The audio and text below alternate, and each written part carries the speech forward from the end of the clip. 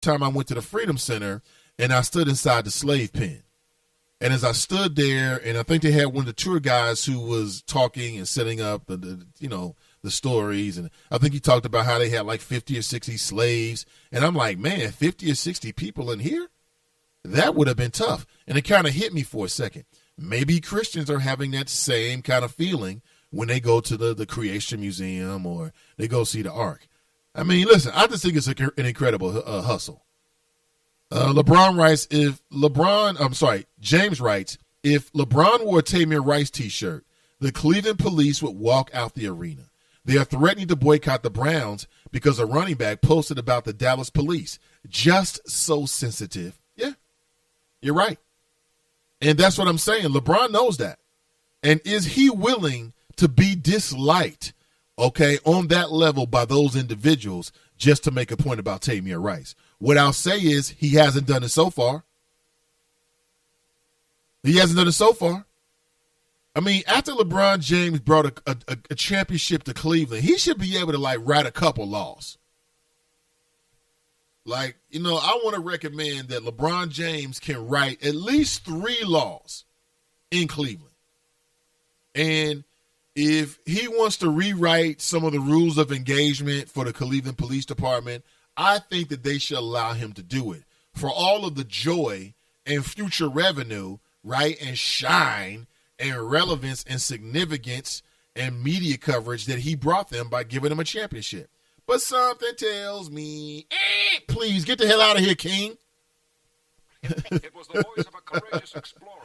That's what something tells me.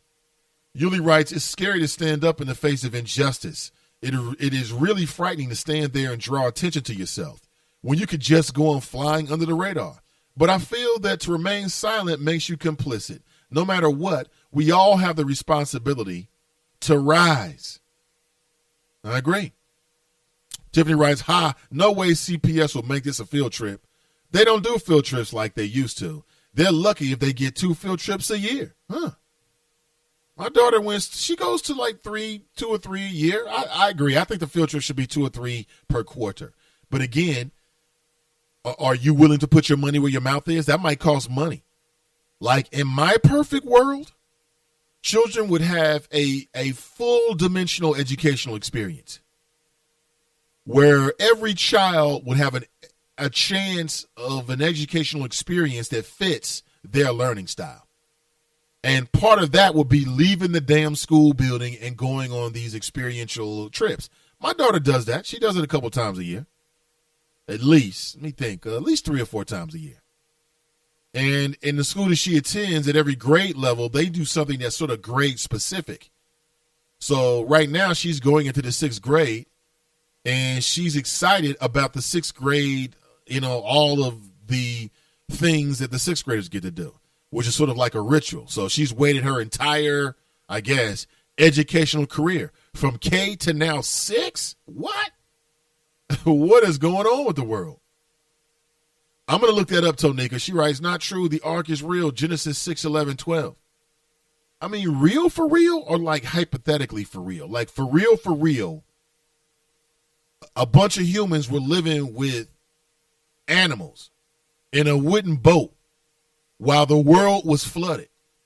And because there's so much evidence that there was a great flood, while there were humans, human civilizations on the face of the planet, I'd rather agree with that. Okay? And it's just so many different stories about it that have been written in different languages and different cultures. I think there's something to it. Did it have to happen specifically the way it's being told to us, right, by the Bible or by Christian scientists or Christian authoritative figures? I don't know. Some tells me no.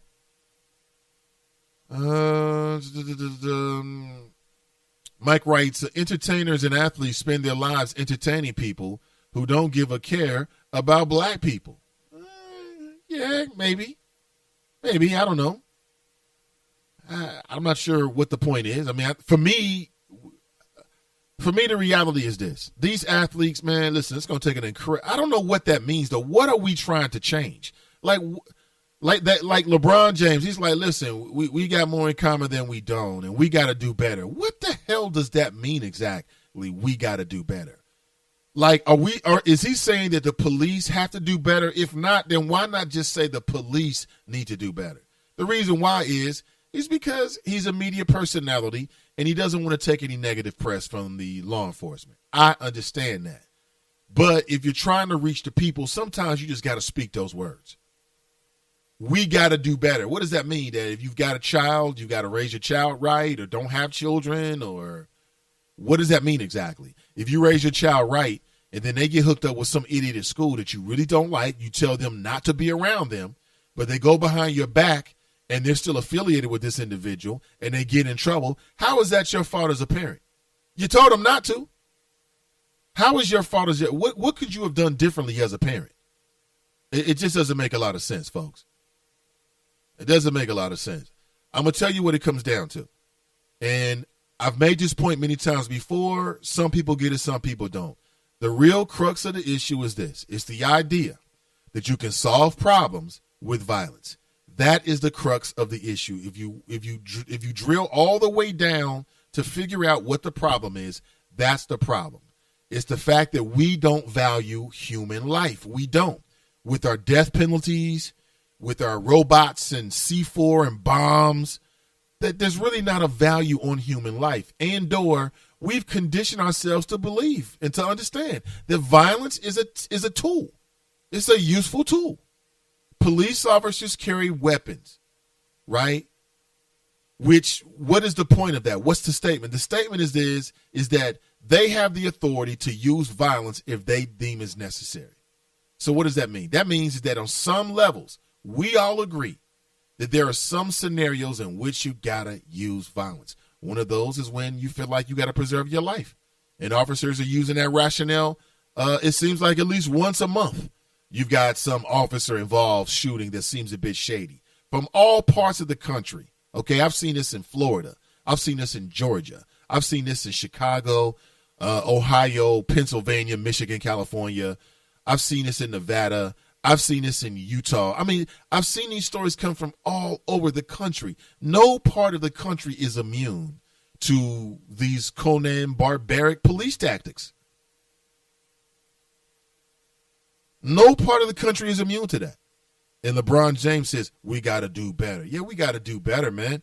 Yeah, kids got to do better on their tests, and college students need to do better on their entrance exams for graduate school. And yeah, I get it. The guy at the McDonald's should do better when he's making my double cheeseburgers. We should all do better. But what exactly is the point? I'm not one of these people that believes that athletes are going to come in and save us. That's not LeBron James' job. His job is to do sports entertainment. That's it. That's not that job. I'm not looking for some athlete to come in and raise my kid. No. What else here? Brittany writes, good morning. Nate, did you hear about the 2-year-old in critical condition due to the overnight shooting in Madisonville, ? What a storm here. Yes, I did. We talked about it. What a storm here in the city of Cincinnati. Roofs being torn off people's apartments as they slept last night. Nate, I think it's due to some of these contractors cutting corners to save money. They're not building strong foundations anymore, Nate. Good morning to you, Brittany. Great flows. Yes to both cases. I did read both stories. Someone is reporting that a 25-year-old man is in custody and that perhaps he was the perpetrator, the trigger man in these shootings. 35-year-old man was shot in a drive-by. It happened on Westall Avenue at about 6 p.m. So we are hip to that, and hopefully that idiot, that thug, is going to be brought to justice, hopefully. They say thug is a new N-word, but what I mean is somebody that just doesn't care about human life. And we've had thugs in the White House before, so it's not a black and white thing to me. It's the actions, all right, that to me label you as a thug. That's straight up thuggery. You shooting kids now? What did a 2-year-old do to you? That's just absolutely, I just don't care. And to me, that's the essence of a thug. But you're right, though. There were a lot of people who had their roofs ripped off during a storm. I thought the exact same thing, Brittany. I thought, man, that's some shoddy work right there. My roof didn't come up. But you know what? They make these buildings so fast these days. And they just don't make they don't make buildings and homes, I should say, the way they used to. In fact, they don't make anything the way they used to. You know, give me a good sturdy brick building, right, with a nice sturdy roof at any point. And again, I live in the Clifton area, and I'm reading that there was a lot of storm damage done in the Clifton area, Westwood. And I don't know about you, but I love a good storm. Duke Energy reported that 10,000 customers were affected with power outages, and I hate power outages. Nothing worse than a power outage. Classes at Cincinnati State's Clifton campus were delayed until 10 a.m., will be delayed until 10 a.m. this morning due to power outages. Cincinnati Metro reported closures and detours because of downed trees. I don't want to go out because a tree falls on me. That's actually happened here. So yeah, a lot of damage, and hopefully, you know, everybody's safe. But it was serious out there. I didn't think it was that bad. I love a good storm. Like, you know, I was literally, when it started storming yesterday, I went out onto the front porch of my home. I love it. The air seems cleaner. I don't know. It seems like a rhythm, almost a music to the raindrops on the pavement. That's poetic. Rhonda writes, I'm not saying it's not real. What I'm saying is, where's the artifacts, the evidence? Because in the pyramids of ancient Kemet, which is now called Egypt, they have the artifacts of the Great Flood and the Ark that potentially supposed to be the Noah story. Yeah. Mr. Holly writes, I was over in Norwood doing Uber when the trees was falling. Thank God they missed my car. What's your Uber experience been like? Kiki writes, over here off of Harvey Avenue, there are massive trees down. Man, let me go double check. I haven't really double checked this morning, but we got a lot of trees in and around our house and, some surrounding properties, and ain't nobody got time for that. Go out to work. You got a tree on top of your car, which has happened to me. I mean, a tree in my yard where I live right now after a storm fell on my car. And I think I posted the images on Facebook. Fell on the car. It broke the back window on the left-hand side. Car window damaged. And, I mean, it was terrible. It was absolutely terrible. I mean, can you imagine that? I mean, literally, I walked outside and I look over and you see a tree on your car. And I'm like, I blink real hard, right? And I squint over and I look and I'm like, this is really happening. James writes, COSI is one great field trip for children. If you have children in school, I urge you to see that they attend if possible. I've heard great things about COSI.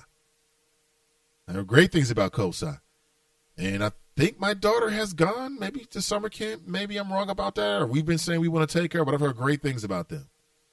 Wanda writes, morning, I have been listening since 7 a.m. Forgot to say hi. Well, Wanda, I'm glad you did. Good to see you. Welcome back to the show. Mr. Hollier writes, I seen all the damage. I was trying to get home, but my Uber app kept going off to pick up people. I turned it off after a while and said, forget this. It ain't worth my life. Mr. Hollywood, I got a bunch of folks that are trying to do Uber. Is that working for you, man? Tell me what that's like. I'm very, very interested. I got a family member right now, my uncle, who is like going through the process, wants to do the whole Uber thing, trying to make some extra money. And I got another partner that's been doing it on the side as well. I hear things about it. Is it, can you make money doing that? Let's see what else here.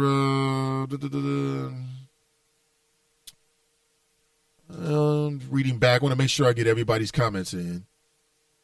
I think I've got pretty much. Doesn't look like I missed anybody. Has anybody attended the Creation Museum? Are you interested in seeing the Ark exhibit? Keep it real with me. If so, I want to get your thoughts. Dale writes, the Indianapolis Museum is a great museum also. Isn't that where COSI is in Indianapolis, or is that in Columbus? Mr. Holliday writes, yes, I love it. I make a killing every week, $700 to $800 a week. Okay. So for $800 a week, how many hours per day are you inside the car? Tell me that. I mean, for you to make $800 a week doing Uber, How many trips are you doing in a day?